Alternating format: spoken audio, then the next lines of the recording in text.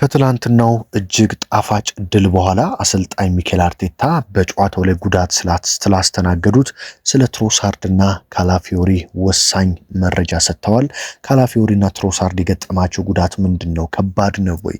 ምክንያቱም እንደምታውቁት አሰልጣኞችም ተጫዋቾችም ጉዳታቸው ምን ያህል እንደሆነ ያውቃሉ። በተለይ ብዙ ጊዜ ተጫዋቾች አይታችሁ ከሆነ ምንም ከባድ በማይመስል ጉዳት እየወጡ ነገር ግን ሲያለቅሱ ተመልክታችሁ ታውቃላችሁ። ያ ምንድነው?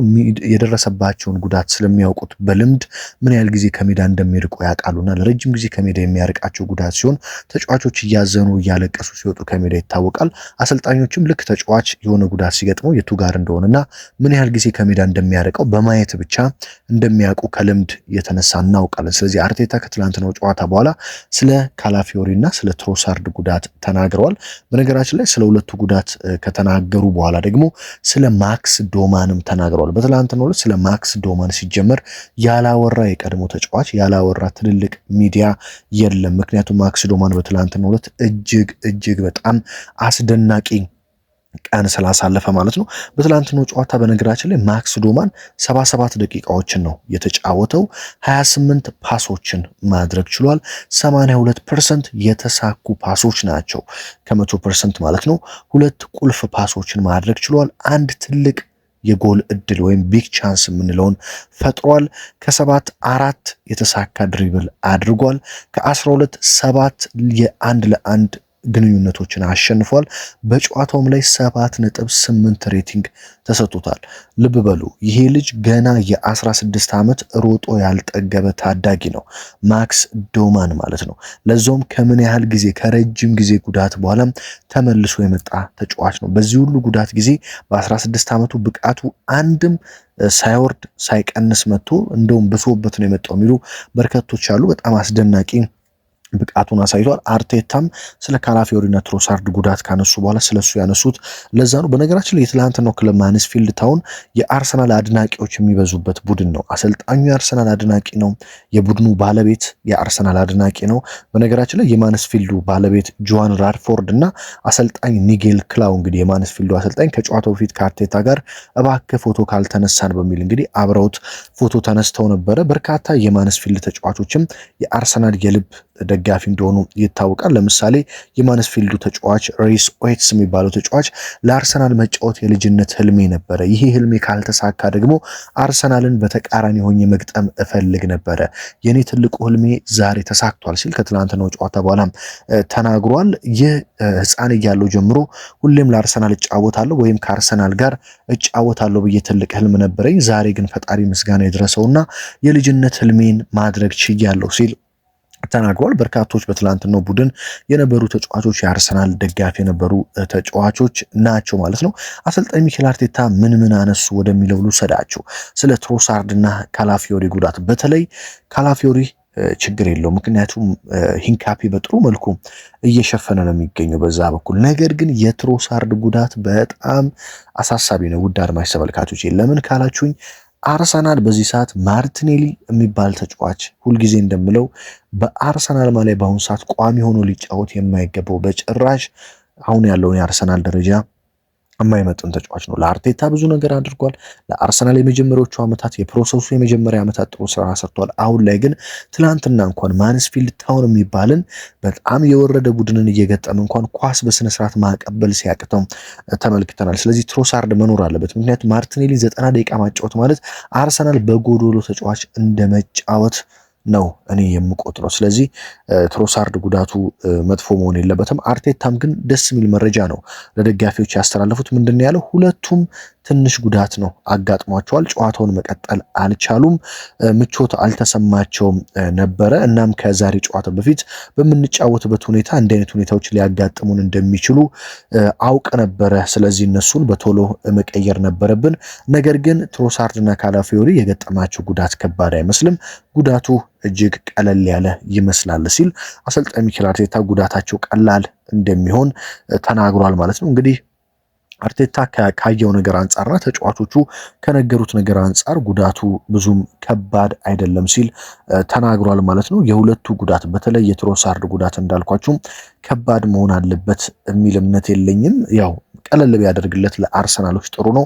ምክንያቱም አሁን አርሰናል ያለምንም ስህተት እያንዳንዱ ጨዋታ ላይ ሻርፕ ሆኖ እያንዳንዱ ጨዋታ ላይ በጣም ጠንካራ ሆኖ የውድድር ዓመቱን መጨረስ ያለበት ሰዓት ላይ ነው የምንገኘው። ስለዚህ በዚህ ሰዓት ላይ የነ ትሮሳርድ መጎዳት ትሮሳርድ ጥሩ ሆኖ ሳይሆን ግን ከማርቲኔሊ አንጻር የተሻለ ነው። በዛ ላይ ደግሞ ማርቲኔሊ 90 ደቂቃ ማጫወቱ ከፍተኛ ጉዳት ስላለው ሁለቱን ቢያንስ 45 ደቂቃ እየቀያየሩ ማጫወቱ ትልቅ ጥቅም ይኖረዋል ማለት ነው። ስለዚህ የትሮሳርድ ጉዳት ከበድ ባይል ለመድፈኞቹ በጣም ጥሩ ነው ብዬ አስባለሁ። ታዲያ አሰልጣኝ ሚኬል አርቴታ ጎል ሲቆጠርብን ትልቅ ስህተት ሰርተናል። ይህ የሰራነው ስህተት ጎል እንዲቆጠርብንና ዋጋ እንድንከፍል አድርጎናል። ይህ ጎል ለነሱ እምነትና ጨዋታው ላይ በደንብ እንዲጫወቱ እድል ሰጥቷቸዋል። አጠቃላይ ሜዳ ላይ በነበረው እንቅስቃሴ ግን ደስ ብሎኛል። በተለይ ስለ ዶማንና ማርሊ ሶልሞን እጅግ በጣም ደስተኛ ነኝ። በመጀመሪያው አሰላለፍ ላይ 2 ዓመት እድሜ ያላቸውን ተጫዋቾች እድሉን አግኝተዋል።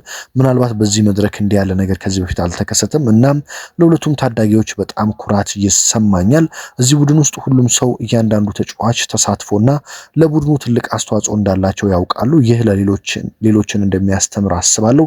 እኛ በጨዋታ የምናደርሰው ነገሮች ሁሉንም ተጫዋቾችን መጠቀም እንፈልጋለን ሲል አሰልጣኝ ሚኬል አርቴታ ተናግሯል ማለት ነው። እንደዚሁም ደግሞ በአራቱም ዋንጫ እየሄዱ ስላሉበት መንገድ ከጋዜጠኞች ጥያቄ ቀርቦላቸው ነበረ። አሰልጣኝ ሚኬል አርቴታ ቡድናቸው የሚሳተፍበትን ሁሉንም ዋንጫ በማሳካት በእንግሊዝ ፕሪሚየር ሊግ ያልተሰራ አዲስ ታሪክ መስራት እንደሚፈልግ ተናግረዋል። ታዲያ አሁንም በእያንዳንዱ የዋንጫ ጨዋታዎች እስከ ፍጻሜ ለመድረስና ዋንጫዎችን ከፍ አድርጎ መድፈኞቹን ደጋፊውን ለማስደሰት ያላቸውን ሁሉ እንደሚሰጡ አሰልጣኝ ሚኬል አርቴታ ተናግረዋል ማለት ነው። ስለ ማክስ ዶማን እንግዲህ እዚህ ጋር አንድ ሀሳብ ለመጨመር የቀድሞ የሊቨርፑል ተጫዋች ስቴፈን ዋርኖክ እንግዲህ ከጨዋታው በኋላ እንደዚህ ሲል ነው የተናገረው። ፈጣሪ ሆይ ምን አይነት ተሰጥኦ ነው! ምን አይነት ክህሎት ነው! ማክስ ዶማን እያንዳንዱ እንቅስቃሴው የተለየ ነበረ። እግሩ ስር ኳስ ስትገባ በእያንዳንዱ ደቂቃ በስስት ነበረ የምመለከተው። እንዴት ኳሷን እንደሚያደርጋትና ከፊቱ ያሉትን ተጫዋቾች የሚያልፍበት መንገድ በእጅጉ ነው ያስደመመኝ።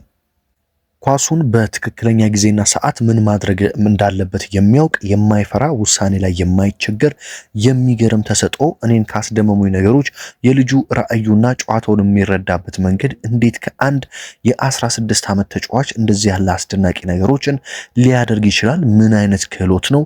ለሱ ትልቅ ችግር ይሆናል ለምለውና በየሳምንቱ በሱ እንቅስቃሴ እንዳንደመም ትልቁ ችግር ብዬ የማስበው የአርሰናል እጅግ ጥሩ መሆን ብቻ ነው።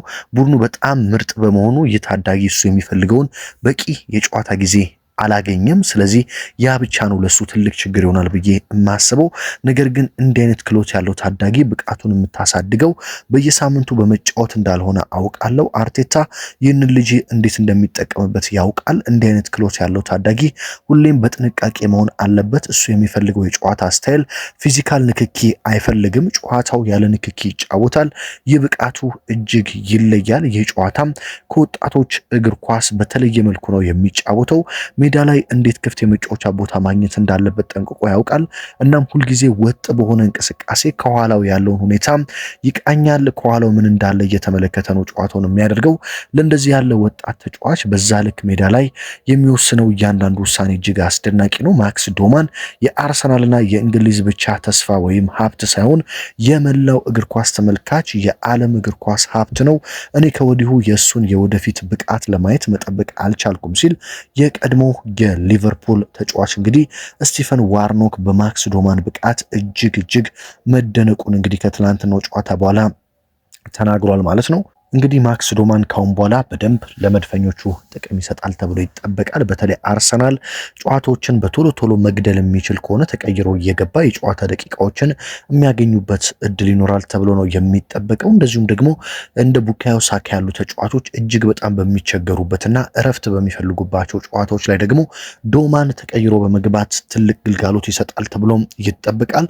ሌላኛው እንግዲህ በአርሰናል በቅርብ ጊዜ እንደዚሁም በኤፍኤ ካፕ ደግሞ በጣም ድንቅ ጊዜ እያሳለፈ የሚገኘው ኤብሪቼ ኢዜ ከድሉ በኋላ አስተያየቱን ሰጥቷል ማለት ነው። በነገራችን ላይ ኤብሪቼ ኢዜም በኤፍኤ ካፑ እንግዲህ ባለፉት ጨዋታዎች 8 የግብ አስተዋጽኦችን ማድረግ ችሏል። አሲስት እና ጎል አንድ ላይ ማለት ነው። በጣም አስደናቂ ጊዜ በኤፍኤ ካፑ እያሳለፈ ነው የሚገኙ። ታዲያ ከጨዋታው በኋላ ምን አለ? ዛሬ የተጫወትንበት ቦታ አስቸጋሪና የተለየ አካባቢ ነበር፣ ነገር ግን ያለንን ሁሉ አድርገን በኤፍኤ ካፑ ወደ ሩብ ፍጻሜ ወደ ቀጣይ ዙር ተቀላቅለናል። እኛ ሂደቱን በትክክል በትኩረት ካልተመለከት ነው አሁን ወዳለንበት ወደዚህ ደረጃ መድረስ አንችልም ነበር።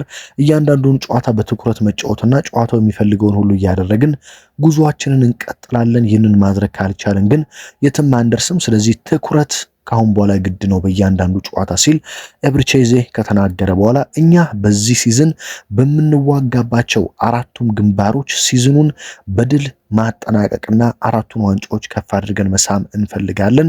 እንግዲህ ጠንከረን በመስራት እያንዳንዱ ከፊታችን የሚቀሩንን ጨዋታዎች የፍጻሜ ያህል ቆጥረን ሁሉንም ማሸነፍ እንደምንችል መላው የቡድናችን ስብስብ እምነት አለው ሲል እንግዲህ ኤብሪቼዜ በአራቱም ግንባር ዋንጫዎችን ማሸነፍ እንደሚፈልግ ተናግሯል ማለት ነው። በነገራችን ላይ በተለይ አርሰናልን እየተቀላቀሉት እነዚህ ሁለት ተጫዋቾች በተለይ ኤብሪቼዜና ኖኒ ማዱኬ ከየጨዋታው በኋላ እንግዲህ የሚናገሩት ንግግር በደንብ ደስ የሚያሰኝ ነው። ለዋንጫ ረሃብ እንዳላቸው በደንብ የሚታይበት ነው። ሁሉንም ዋንጫ መብላት እንፈልጋለን እያሉ እንግዲህ በየጨዋታው ሲናገሩ እንመለከታለን። ያው እነዚህ እንግሊዛዊ ተጫዋቾች በጣም ጓደኞች እንደሆኑ ታውቃላችሁ። ቡካዮ ሳካ፣ ኖኒ ማዱኬ፣ ኤብሪቼዜ የመሳሰሉ ተጫዋቾች ማለት ነው። ታዲያ አራቱንም ዋንጫ የማሳካት ከፍተኛ ፍላጎት በአርሰናል ቤት ውስጥ እንዳለ ይናገራሉ። ነገር ግን የአርሰናል ደጋፊዎች በተለይ በትልቁ ሁለቱን ትልልቅ ዋንጫዎች ፕሪሚየር ሊግ እና ሻምፒዮንስ ሊግን የአርሰናል ስብስብ ያመጣላቸው ደግሞ በጣም እንደሚደሰቱ እየገለጹ ነው የሚገኙት። ትናንትና በሰራውላቸው ዘገባም አርሰናል የትኞቹን ዋንጫ ቢያሳካ ደስ ይላቸዋል የሚል ሀሳብ አንስቼ ነበር። በርካቶችም እንግዲህ አርሰናል ሻምፒዮንስ ሊግ እና ፕሪሚየር ሊግ ሁለቱን ከካራቦ ካፕም ከኤፍኤ ካፕም ይልቅ ሁለቱን ዋንጫ ቢያሳካም ደስ ይለናል እያሉ ሀሳብ አስተያየታቸውን ሲሰጡ ነበር ኮመንት ላይ በእኔ ቪዲዮዎች ስር። ምክንያቱም ከ22 ዓመታት በኋላ ነው ፕሪሚየር ሊጉ እንደዚሁም ደግሞ በታሪኩ በልቶት የማያውቀውን ሻምፒዮንስ ሊግን ቢበላ በርካቶች እንደሚደሰቱ እየጠቀሱና እየተናገሩ ይገኛሉ ማለት ነው። በዚህም እንግዲህ የአርሰናል ተጫዋቾችም ለአራቱም ዋንጫ ከፍተኛ ትኩረት እንደሚሰጡ እየገለጹ ይገኛሉ። አርቴታ በመቀጠል ስለ ሳሊባና ኦዴጋርድ ተናግረው ነበረ። ተጫዋቾቹ እንግዲህ እረፍት ተሰጥቷቸዋል። በትላንትናው ጨዋታ እንደምታውቁት ብዙ ተጫዋቾች ናቸው እረፍት የተሰጣቸው። ዴክላን ራይስ፣ ጋብሪኤል ማጋሌሽ፣ ማርቲን ዙሜንዲ፣ ዴቪድ ራያ ጨምሮ ዊሊያም ሳሊባ እረፍት የተሰጣቸው ተጫዋቾች ናቸው።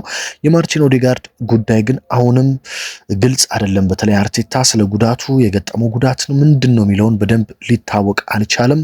ነገር ግን ዊሊያም ሳሊባ ለሮቡ ጨዋታ ዝግጁ የመሆን እድሉ በጣም ሰፊ እንደሆነ አሰልጣኝ ሚኬል አርቴታም ጠቀስ አድርጎ ለማንሳት ሞክሯል። ስለ ኦዴጋርድ ግን ምንም ያለው ነገር የለም አርቴታ። የኦዴጋርድ ነገር አሁንም በርካታ ቅርብ የሚባሉ የመረጃ ምንጮችን ለማረጋገጥ እንደሞከርኩት ከሆነ ጉዳት እንደሆነና ጉዳቱ አሁንም እንዳልተረጋገጠና ለሮቡ ጨዋታ የመኖር እድሉም በጣም ጠባብ እንደሆነ ነው እየተገለጸ የሚገኘው።